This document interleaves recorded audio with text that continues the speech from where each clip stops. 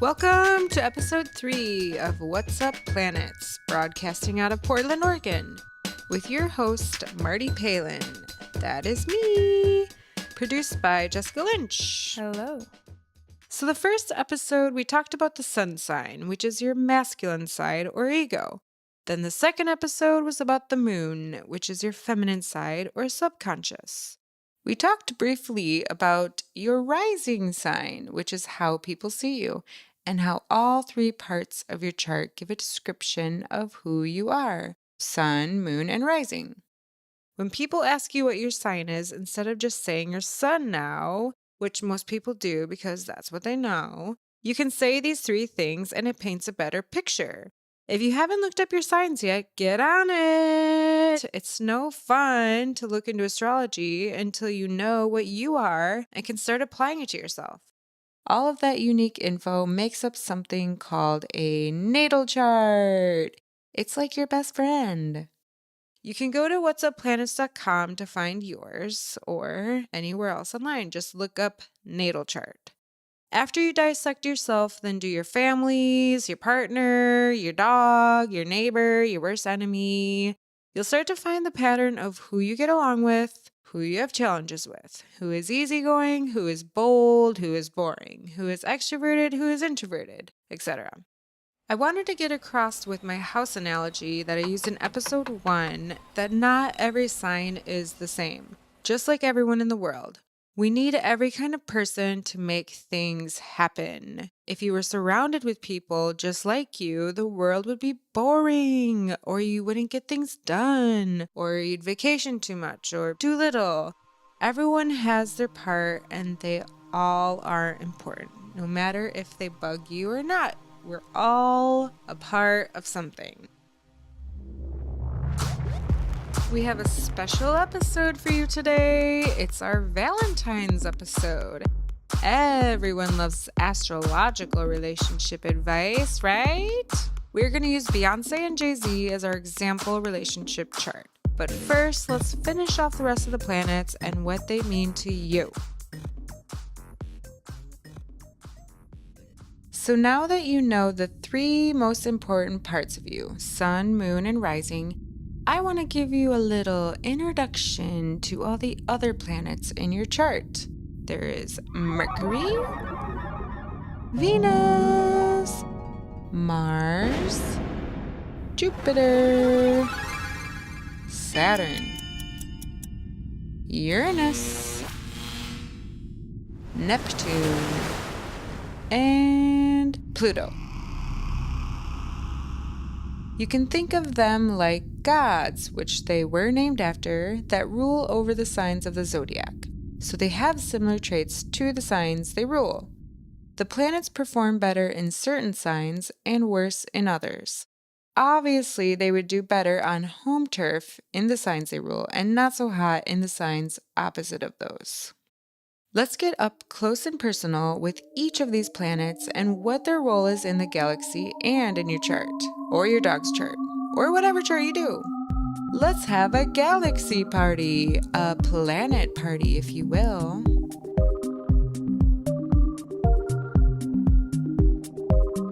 Let's start with Mercury. He busts in the door like, zippity-doo-dah, zippity-day, my oh my, what a wonderful day, and plenty of sunshine headed my way, zippity-doo-dah, zippity-day. He zips in with a jetpack, wings on his feet, day planner in one hand, the new technological gadget smart thing in the other. He's also represented as Hermes, the messenger god. He's lean and fit, defined chin, big smile. He's a joker, witty, pointy features because he wants to stay aerodynamic and he's the get-to-the-point kind of guy. But before you can even ask him what's up, he's saying he needs to reverse back out the door because he needs to go back to the store. He totally forgot to bring something to the party. He checks his day planner and says he probably will pick up Uranus on the way back. And everyone's like, what? Uranus is coming now? And Mercury is like, surprise, he is. leaves, and after Mercury says he has 5 more stops before coming back to the party, he's back out the door as fast as he came in, or before you can even process that he was there. Mercury rules Gemini and Virgo. They both are busybodies. They both are quirky. That is Mercury. What do you mean exactly? So if you go online and get your natal chart done, if it says Mercury is in Gemini, that means the planet Mercury was in the position of Gemini at the moment you were born. Mercury is all about communication, and Gemini is all about communication as well. It's on its home turf. Get it? If you're lucky to have your Mercury in an air sign, which is Gemini, Libra, Aquarius, you are able to communicate really well because air is all about processing, teaching, learning, and analyzing. If Mercury is in a fire sign, Aries, Leo, and Sagittarius, you are impulsive in your delivery of messages because fire is action-oriented. You learn easier by participating. You have a kid-like manner in learning. And because of that, you are able to communicate with kids easily. You understand them. It's the trial and error approach to learning. You want to do it yourself. If Mercury is in an earth sign, Taurus, Virgo, Capricorn, you are a hands-on learner. You have a practical way of communicating and very grounded. Lists and notes work great to help process. Mercury in water is very intuitive. They can be a bit more foggy in communicating because they prefer to communicate with the heart and nonverbal cues. They feel first and think second. The more you use astrology as a language, the easier it becomes. And depending on where your Mercury is, you might not learn the best listening to a podcast. Reading a book on your own could be better. I started off with a book called The Only Astrology Book You'll Ever Need. It was great for a start, and it helped me learn on my own by seeing it in other people and feeling it through them. My Mercury is in Pisces. Let's get back to this party analogy. Venus is the gorgeous lady either hanging out by the snacks or indulging herself with good conversation. If she was the host of the party, which she would prefer, she would be setting the ambience, making sure the lighting is perfect, the aesthetics are spot on. She would be in charge of the music, food, attire of everyone. She wants everyone to have a good time. She's beautiful, so your eyes follow her around the room. She's the matchmaker, asking certain people if they've met certain people. She wants to connect everyone. She's getting people to dance and laugh. She's a sweetheart and is usually arm in arm with someone. She rules Libra and Taurus, both sensual, indulgent signs. They both are balanced. No doubt, Mars has his eyes on Venus. Mars is either dressed in leather or any common day athletic gear. He's the god of war. He's primitive. He's concerned where all the ladies are at. He's the one who's getting the games going. His modern day favorite would be beer pong. He's the loud one. He knows everything, or he thinks he does. If he's in the room, you're gonna know it. He's charismatic beyond the obnoxiousness. He definitely didn't bring anything to the party except himself or beer for himself. He's a very confident guy who thinks he's going to get all the ladies that night. You can't help but laugh at him, or with him if he's near you. He's not one to cry if he found out you were laughing at him. But if he had some built-up aggression, he'd probably want to pick a fight for fun to appease his animalistic nature. Like I said, he's confident, and that's what's refreshing about Mars. He rules Aries and Scorpio. Both are powerful and sexual signs. Jupiter is the very vertical or very horizontal guy in the middle of the room. He always has a plate of snacks with him, money hanging out of his pocket, people next to him. He's got a twinkle in his eye. He's always trying to get everyone to go to Vegas with him because he's feeling lucky. He wants everyone to dream big. So if you're going to tell him what's going on in your life, he's going to try to take you to the next level. What's next? He's always asking. He wants more. He's lucky. If he was playing a game with Mars, he would totally win. And he wouldn't even care. He's used to it. Mars would be all butthurt. Like, Wah. He's a manifester. He's got jewels on and hands them to Venus to hand out to everyone. He's very generous, but can be overindulgent. Jupiter rules Sagittarius. Lucky, optimistic, and no boundaries. Mercury blasts through the door again and says Uranus is not coming to the party anymore. He blew up his garage with Pluto, playing with explosive chemicals. No one got hurt. Saturn's like, for God's sakes, not again. Ay. Mercury says he didn't go to the store yet, and he moonwalks in reverse back out the door. Thanks for the message, Mercury. Meanwhile, Saturn is the guy in the corner of the room with the stern look. He has his forehead in his palm after hearing about Uranus and Pluto. He reminds you of your dad, and you're like wondering why he's even at the party. He never talks, yet everyone respects him. He watches everyone with no expression and rarely has anyone come up to him. He doesn't seem to mind that he's usually alone, but if he does speak, everyone would listen. Everyone kind of seems scared of him because everyone kind of glances at him with each joke, or if someone's too loud or food is spilled, people like wonder what he thinks. The room is pretty serious when he's in there, so many people find themselves leaving his presence. It is a party after all. He's definitely the first one to go to bed because he's the first one to wake up. When he leaves, everyone breathes a sigh of relief. He's a habit kind of guy and very disciplined. I can't believe he's even at the party, seriously. He rules Capricorn. Cool, calm, and collected. Monday can't seem to come fast enough for him. Uranus busts through the door. Busts through the back door.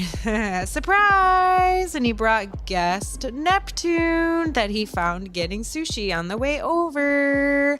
Pluto is dragging right behind them, but it's hard to see him. Uranus is most likely wearing a lab coat, has frizzy curly hair that's gonna go this way and that. He says he has discovered a new form of energy, but he wanted to stop by and say hi. He asked if anyone's seen Mercury. He needs a note taker for his new invention.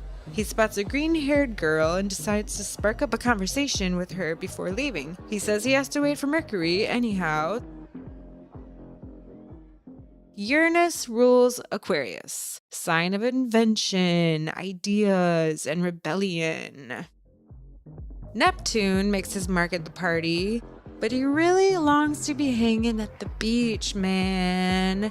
Venus suggests changing the party to a beach theme to keep Neptune around for a while. Neptune says, nah, it's not necessary. He can spend an enormous amount of time daydreaming in the corner. He's wearing flowy clothes, like very feminine, long hair. He probably has his buttons unbuttoned. He decides to start a meditation circle since he's there and people are like hypnotized by him. He swears he can like see someone's dead grandma in the circle, but no one else can. He decides to stop drinking before things get real crazy. Neptune rules Pisces. Need I say more? Last but not least is Pluto. He's here. Oh, there he is in the shadow.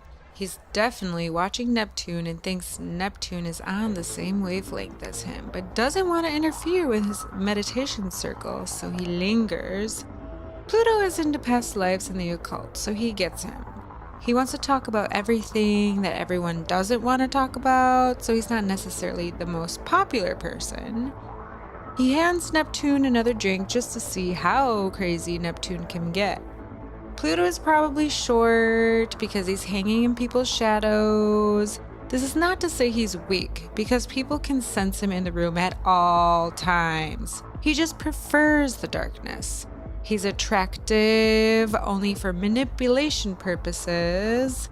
He brought some nuclear glow sticks to Uranus's house, but they blew up the garage, so he came to the party following his intuition, aka Neptune.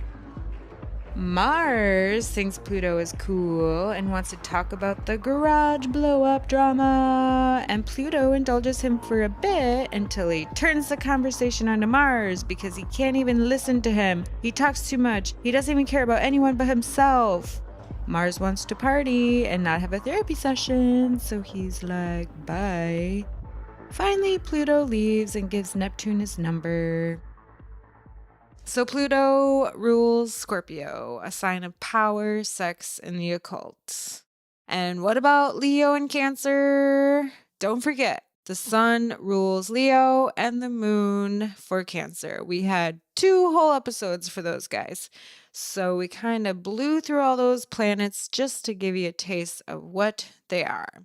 Each one has a distinct energy and personality. You can think of them as the different aspects of yourself. Think about Mars, for instance, the macho guy at the party. Now take a look at your natal chart. Your Mars sign, or where the planet was at the moment of your birth, represents your primitive side and your sexual desires. It's your competitive side. If your Mars is in Aries, you would be playing games to win.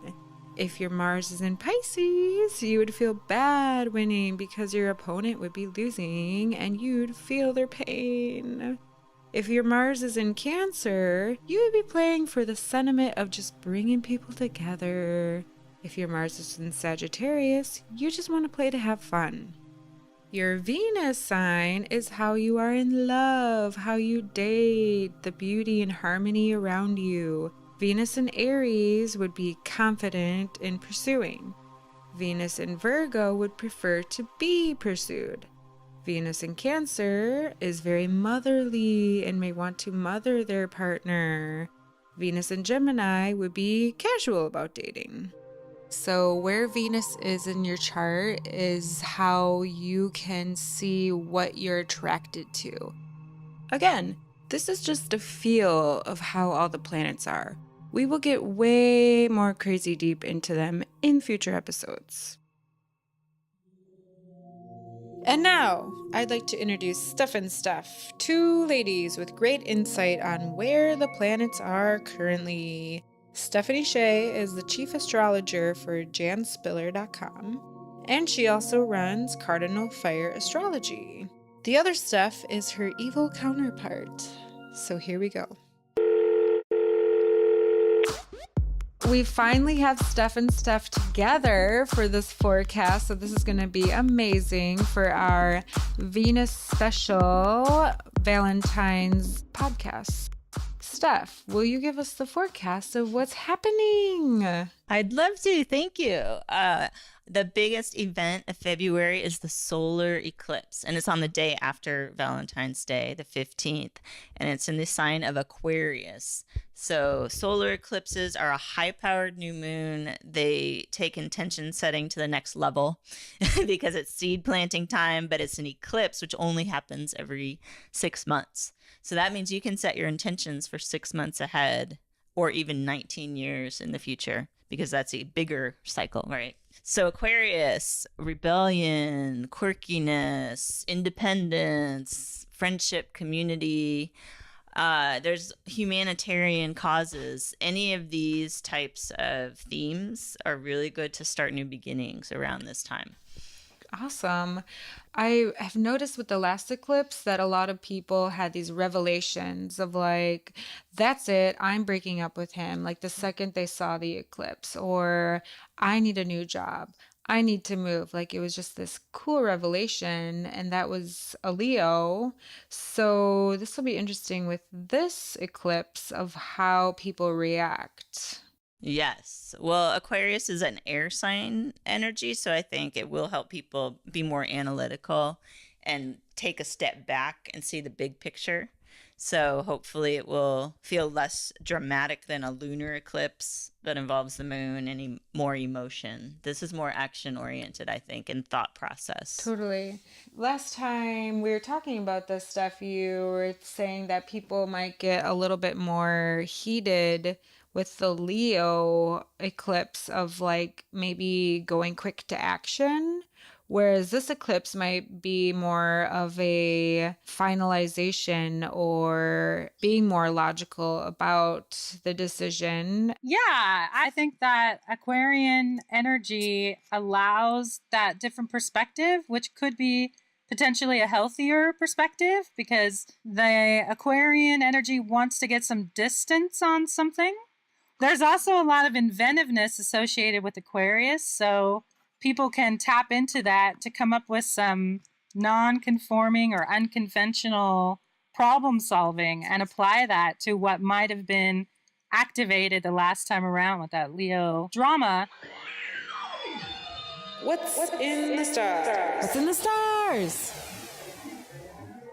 With this Venus special, we're going to do a astrological relationship chart. I had a lot of requests for Beyoncé and Jay-Z. What do you think of Jay-Z and Beyoncé? If Jay-Z is the hardest working man in show business, Beyoncé is the mother of all people. Beyoncé released her album Lemonade in 2016. It tells the story of her discovery and coming to terms with being cheated on. The album is the journey of her experiencing this truth and her healing, I think. Wikipedia also thinks that. Do you think Beyonce and Jay-Z are a good couple? Yes, Why? because they're a power couple, you know. Reflects in music, reflects in media, talent. They're the best. They are two powerful performers, celebrities, and so to me it makes sense that they're together. But in terms of the relationship and all the cheating talk and all of that, like, that's just par for the course when you're that famous, right? I mean, I would break up with him if I were her. She could really have anyone she wants, so why would she be with someone that's being dishonest with her? I wouldn't. I mean, it's not about who can have who, like, obviously he can have anyone too. It's just that just them together make the power thing, you know? The power couple. If Beyonce would date any other rapper, it wouldn't be the same, and vice versa. I like the social commentary that they provide, or even just like the place that we are in society that has reached this level of confessionalism in the public sector. I like that vulnerability. But I also feel like they're playing us. Like they got married because they knew how powerful they could be. Like they're a power couple. What if the whole thing is a hoax? Another possibility. Could have just been a publicity stunt that the two of them did, but I always think that celebrities kind of have an agreement with each other. Like, while the rest of society is now coming into finding open relationships more normal, it just seemed like perhaps celebrities were always doing that on the hush-hush from the rest of us. I think that it almost just doesn't matter. Because it's not really our business to know. But they're allowing us this example of the feelings that happen when somebody's cheated on. And maybe that's a really amazing thing. To turn an emotional experience like this into art. A lot of people have opinions about them from what we just heard, and so we're going to dig into it and see why they work and why they don't. Beyonce's a Virgo and Jay-Z's a Sagittarius. So at first glance, they may seem like water and oil, like not really much of a good match. Virgo is more practical. They are very giving of themselves. They wear rose-colored glasses because they assume that any problem in their relationship is something that they have to fix and not the other person. And Sagittarius is very free-spirited, so they're looking to the next thing. So I don't know, what are your guys' opinion of Virgo, Sagittarius together at first glance? At first glance, it doesn't seem like they would have a lot to connect with right off the bat.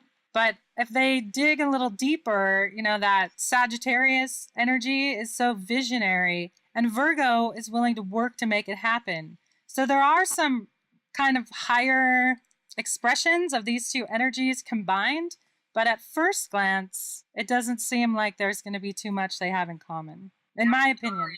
The Virgo usually wants a little more routine and stability, where Sagittarius likes everything to be a new adventure. And so how do they balance that? Does he want to be traveling and gone more, and she likes to stay home? But what I think they do bond over is wanting to improve themselves and learn. Both Virgo and Sagittarius seem like they want to be more and learn more and know more. They just go about it differently. That's true. Also, they're rising signs. So Jay-Z is a Virgo rising, and Beyoncé is a Libra rising, with her Venus on her Libra too, which Venus is beauty, relationships. So she's got that harmony, and it's right on her rising. So she embodies this female goddess, lovely appeal. And since his moon is in Libra and her moon is in Scorpio, his moon sees Beyoncé as like the ultimate feminine beauty and energy that he needs for the yin of his yang. Her sun, being Virgo, sees his Virgo rising and is like, you have no stains on you. You are polished to a T. You're perfect. That really resonates with my energy of being perfect and efficient and concise. So at first glance, I feel like you might think it doesn't work, but looking into those aspects, and that's why it's so important looking at those three parts of you, your sun, moon, rising, to go a little deeper, and then also your Venus. What are you guys' thoughts on that? Well, for the rising, I think that's like when you first meet each other, that initial attraction. And definitely Venus, if you have Venus on your ascendant, as you were describing, that you're like a magnet. For beginners out there, when they say her Venus is on her rising sign, they're saying that the planet Venus is conjunct her rising sign, meaning that they are orbiting really close together in space. But also, I think they both have a collaborative attitude, because Virgo always wants to be helpful, and Libra also wants to make things fair and balanced. So I would imagine if they met through working together, that they would have a harmonious working relationship, because they're very interested in making sure they each do their part. That's my take on their risings. Totally. What about you, Wilder? I think that's really well said. I think that when one partner is yearning for something, the other one can deliver it. So it is cooperative in that regard. Having his Venus in Scorpio and then having her moon in Scorpio is a really hot combination. One, because Scorpio moons are pretty hot anyway, in every sense of the word. And then in addition to just being attractive, that's going to actually make her feel safe. What he does will make her feel safe and will comfort her. Totally. They make a great team. Despite his cheatings, if you will, I think they're a really great match. A lot of people think they're a power couple, and I think their charts kind of represent that.